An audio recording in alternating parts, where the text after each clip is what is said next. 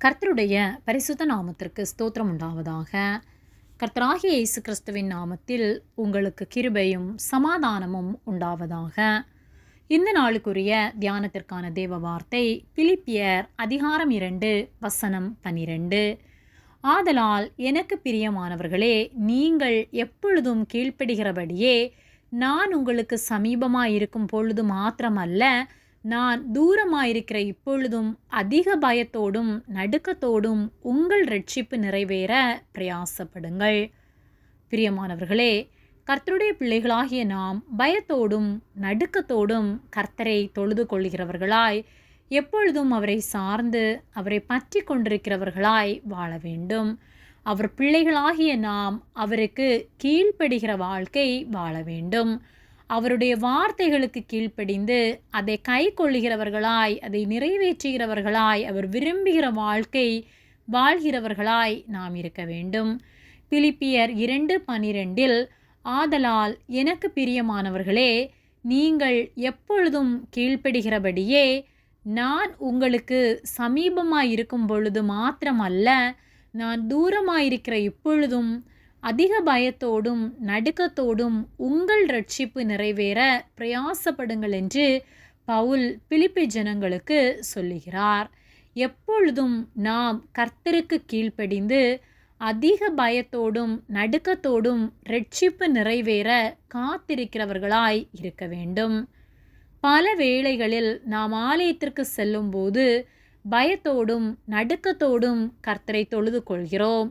ஆனால் ஆலயத்திலிருந்து வெளியே வந்ததும் உலக மனிதர்களைப் போல உலகத்திற்கு ஏற்ற வாழ்க்கை வாழ்கின்றோம்.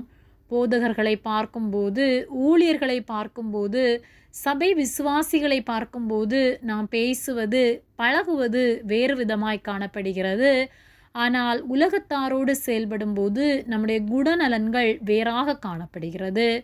உலக காரியங்களில் இச்சை உள்ளவர்களாய், உலக காரியங்களை நிறைவேற்றுகிறவர்களாய் அநேக வேளைகளிலே வாழ்ந்து கொண்டிருக்கின்றோம். யாக்கோபு 1:27 திக்கற்ற பிள்ளைகளும் விதவைகளும் படுகிற உபத்திரவத்திலே அவர்களை விசாரிக்கிறதும் உலகத்தால் கரைபடாதபடிக்கு தன்னை காத்து கொள்ளுகிறதுமே பிதாவாகிய தேவனுக்கு முன்பாக மாசில்லாத சுத்தமான பக்தியாயிருக்கிறது என்று சொல்லப்பட்டுள்ளது. நாம் உலகத்தால் கரைபடாதபடிக்கு நம்மை காத்து கொள்வோமானால் அதுவே பிதாவாகிய தேவனுக்கு முன்பாக மாசில்லாத சுத்த பக்தி என்று வேத வார்த்தை சொல்லுகிறது. ஆகவே கர்த்தருக்கு முன்பாக உண்மை உள்ளவர்களாய் வாழ வேண்டும்.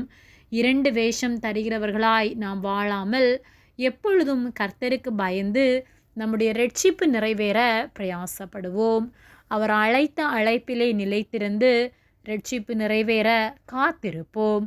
நம்முடைய வாழ்க்கையை கர்த்தர் ஆசீர்வதித்து நாம் அவரோடு என்றென்றும் ஜீவிக்கத்தக்க கிருபைகளை அவர் நமக்கு தந்து நம்மை வழி நடத்துவார். ஆமேன். ஜெபம். எங்களை அதிகமாக நேசித்து வழிநடத்தி வருகிற எங்கள் அன்பின் பரிசுத்த பிதாவே, இந்த காலை வேளையிலும் உம்முடைய வார்த்தைகளை நாங்கள் தியானிக்கும்படியாக நீர் எங்களுக்கு தந்த கிருபைகளுக்காக நாங்கள் உமக்கு நன்றி செலுத்துகின்றோம். நாங்கள் தியானித்த வார்த்தையின்படியே நாங்கள் மாறுபாடான இருதயம் உள்ளவர்களாய் செயல்படாமல் எப்பொழுதும் உண்மையாய் உம்மை நேசித்து உம்முடைய வார்த்தைகளை கை கொண்டு உமக்கு பிரியமுள்ள வாழ்க்கை வாழ நீர் எங்களுக்கு உதவி செய்யும்படியாய் ஜெபிக்கின்றோம். ஒவ்வொரு நாளும் நீர் எங்களை போதித்து உம்முடைய ஆலோசனையின்படி எங்களை நடத்தும்படியாய் ஜெபிக்கின்றோம். எங்களை உம்முடைய கரத்திலே தாழ்த்தி ஒப்பு கொடுக்கின்றோம். இயேசுவின் நாமத்தில் ஜெபிக்கின்றோம் பிதாவே. ஆமேன். கர்த்தர் உங்களை ஆசீர்வதிப்பாராக.